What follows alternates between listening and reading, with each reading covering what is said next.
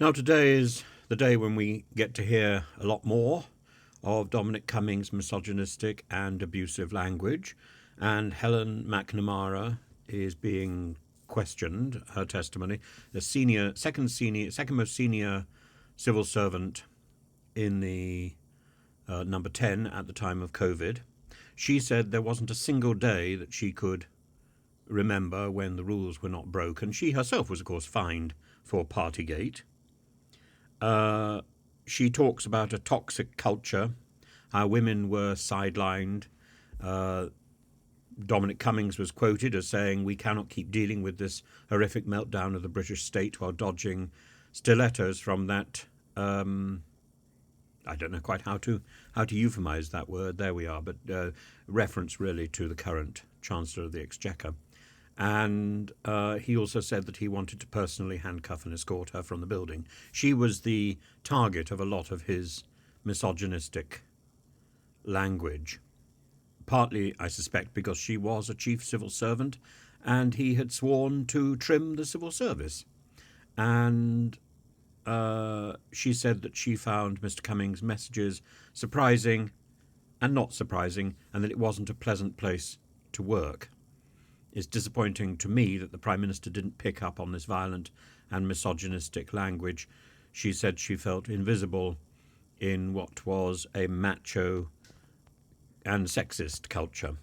And I think it's the language rather than the content which is so shocking about the stories that Helen McNamara is revealing. And she said how hearing the advice from scientists was like hearing the word from God. She said that she thought that we were not prepared, and that she had this sort of gut-wrenching sense that number 10 was leading the country into death. And she said that which I suppose in many ways she was. She talked about Matt Hancock and the decisions Matt Hancock was making. She said that Matt Hancock was telling untruths, and she also said that she had profound regrets for her own participation in the rule breaking.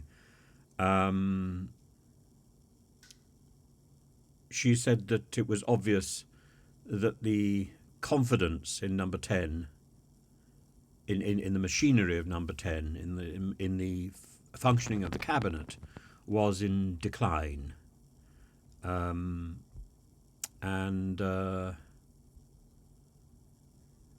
she said that when she spoke to Hancock, when they were both recovering from COVID, he said that he was loving the responsibility of handling the pandemic response. She'd said in a written statement, he reassured me he was loving the responsibility, and to demonstrate this, he took up a batsman's stance outside the cabinet room and said, "They bowl them at me, I bat them away." The point is, Matt Hancock was dealing with human life, and for him it was all balls. I think that sort of sums up his sense of responsibility and his machismo, indiscretion, and contempt for other people.